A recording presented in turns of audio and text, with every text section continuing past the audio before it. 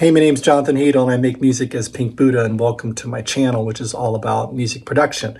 Today, I'm going to be finishing up a track to send off to mastering, and in opening this up, I realized that there's a couple things that I do in here that would be a great way of demonstrating some production tips that I've been meaning to share with you. Now, I use Ableton Live, so some of the things I'm going to share are kind of specific to that, but really the concepts could apply to any production DAW that you use.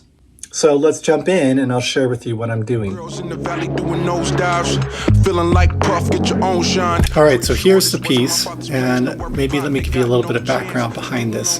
This is a collaboration with a friend of mine I've done some work with before. He's an amazing rap artist, and he was in town working on a different project, and I was like, hey, come on over, let's make a track together. So he came over, we started messing around with some of my synth gear. This whole thing started from this crazy, wacky sound that is on the Sub 37. Check it out. And then we created this glitchy beat on the Moog DFAM. And then Monty started to put down some of his vocals. The wars inside where a body camera go live. High beams on read the road signs. White girls in the valley doing nosedives. I'm feeling like Puff, get your own shine. Pretty sure this wasn't my fault. Alright, so that's the background. Let's jump into some of these tips. The first trick that I tend to use is that I print my reverb to a separate track. Let me demonstrate. So Monty recorded this vocal part right here. It's a very dry sound. And I wanted to add some reverb to that. So here's what I generally do. I'll put a reverb on there. I love this Black Hole by Eventide. Sounds amazing. And I dial in the right size that I want, and then I just crank the mix up to 100% so that it sounds like this.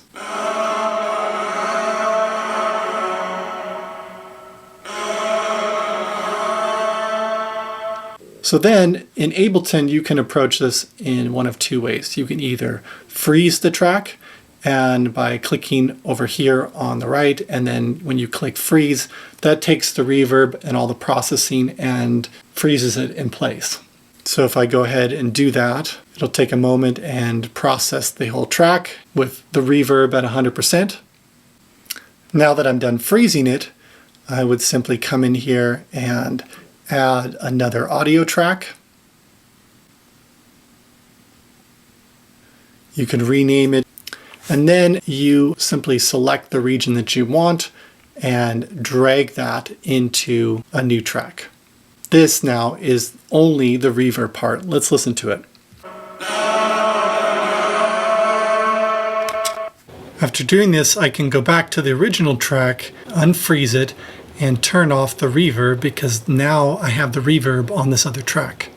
The other way to print this to another track would be simply to create the audio, and then when I select the input, I'm going to find the singing vox. You just record and then do it live. Both of those are ways of getting the pure reverb onto a new track. Now, why would I want to put it on a different track? There's a couple main reasons. Number one is now I can start to do things specifically just to the reverb. So I can come in here, add an EQ to cut out that low end.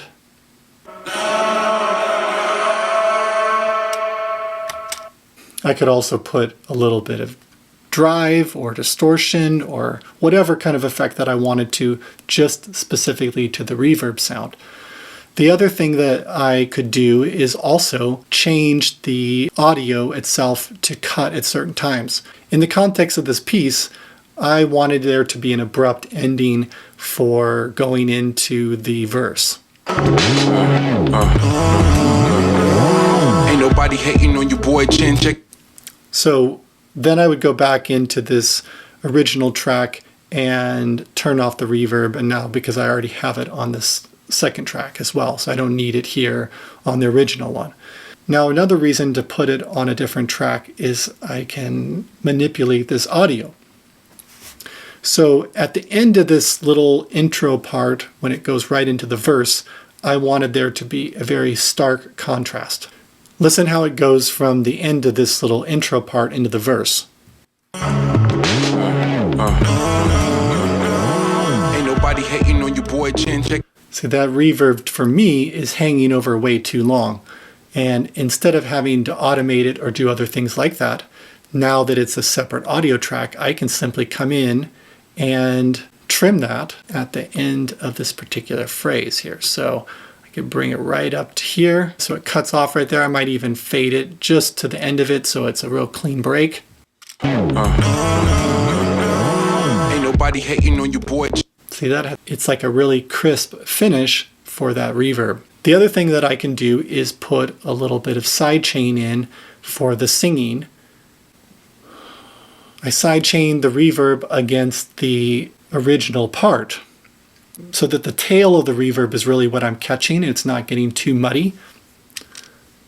So check it out here.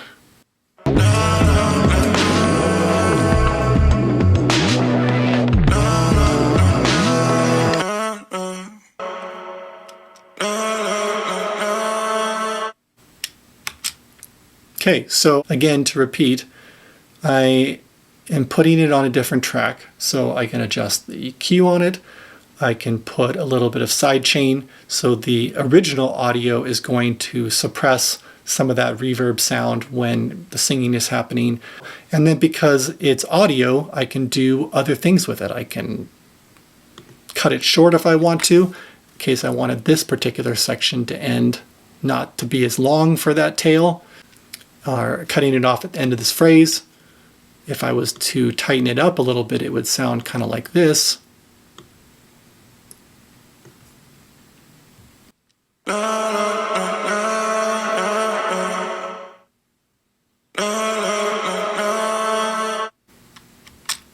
Just gives you a lot of control about how you're shaping the reverb as like an entirely different part.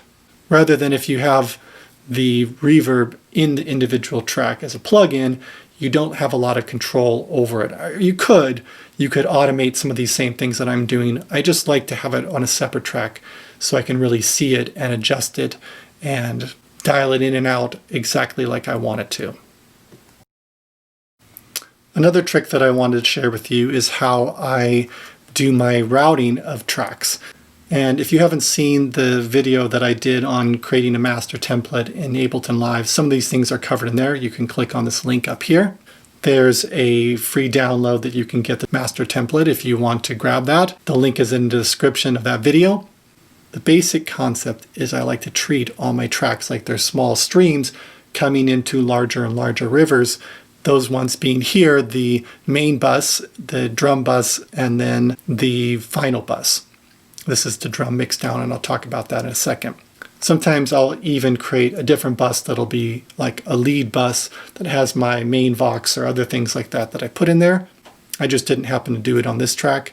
But routing some of these streams or different audio tracks into kind of a final group allows me to be able to adjust the volume on there without having to go into all the individual tracks and pulling all those down. I can also apply some overall effects to those parts as a group. And what I have on here is some sidechain so that they're getting out of the way of the drums, and I can just do it to all the tracks at once. And I do the same thing to my drum bus, and that allows me to take all my drum parts and apply a certain amount of effects to them. So it kind of glues them together and makes them sound cohesive. Here's what my drum track sounds like.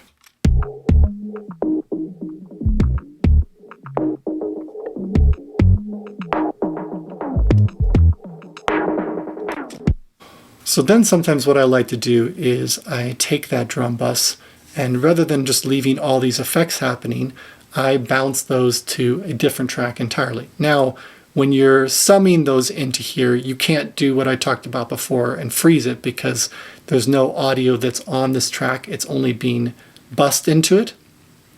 So that's where I need to apply that second technique, was where I create a separate track and adjust the input of that to come from this drum bus. I just simply hit record on it and record in this part. What I like about that is it's the same concept as before, is now I can manipulate this audio if I want to. I can cut it short if there's something that I want to trim up. And it just allows me to get a really good visibility into this track to make sure that it looks balanced and to listen to it as a whole. So now This drum mixdown is the same as the one I was listening to before, but it's summed all together. Now I still have all the original tracks, so if there's something that is needing to be adjusted from this, I can still go back and do so.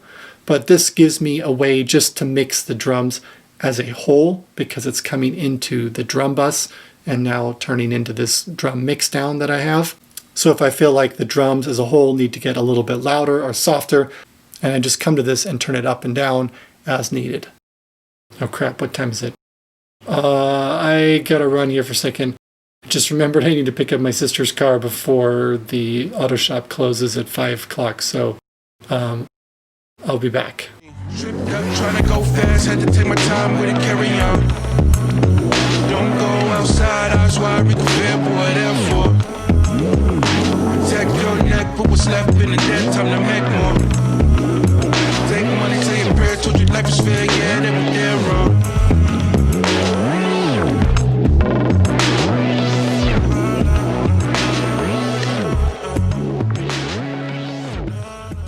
It's a beautiful day in Portland today, and I just picked up my sister's car from the mechanic, and I always forget when I drive down the street in her car, it attracts so much attention, and I'm not used to people staring at me when I drive. Let me show you why. So this is why my sister's car attracts so much attention.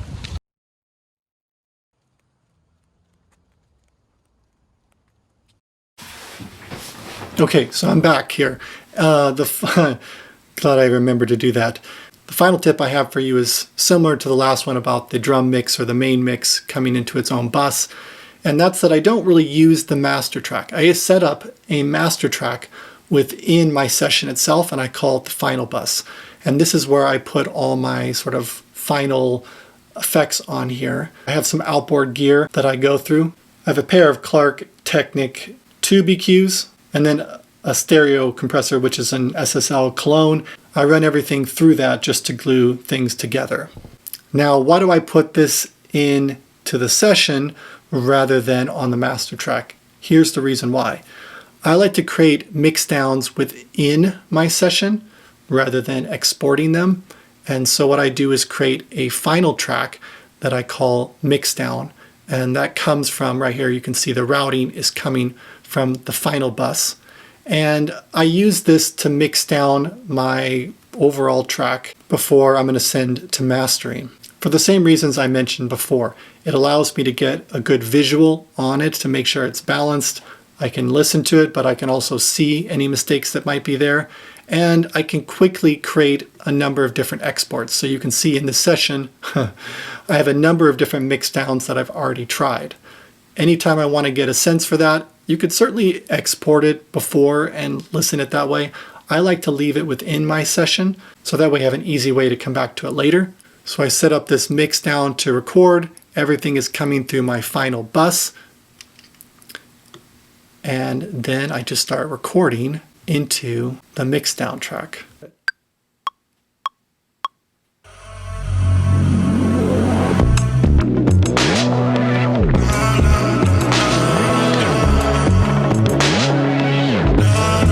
So I already noticed a problem here, that this one side is way too loud from the other one. There must be something kind of messed up. Yep. On my EQ, there was a cut on the low end that was affecting that. So I'm turning that off, making sure everything is where it's supposed to be, and let's try that again.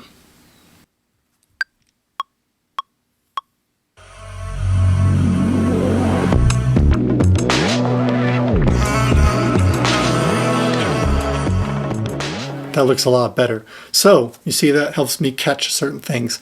The one downside to recording a final mix within your session is you really have to watch your CPU load, and I have to freeze a lot of my tracks, make sure that I'm not glitching out because there's not too much happening.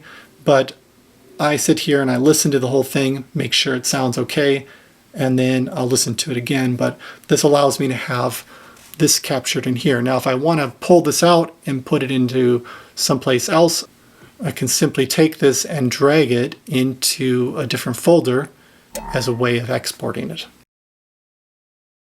All right, I hope you found these tips to be thought-provoking and potentially something that you can use in your own production process. If you like this sort of material, hit the like button and also consider subscribing so that you don't miss out on the next ones. And if you're interested in hearing the final version of this track, it's going to be out in late July. My recommendation is just simply to go into the description here and click on the links to Spotify or Apple Music or SoundCloud or whatever. Follow me there, and then you'll automatically get the notification when this track is live. Or if this is in the future and it's already out, you can just listen to it. Oh, I'm also including links to Monty Draper's stuff in there too, because he's amazing and you should listen to him as well. All right, peace out.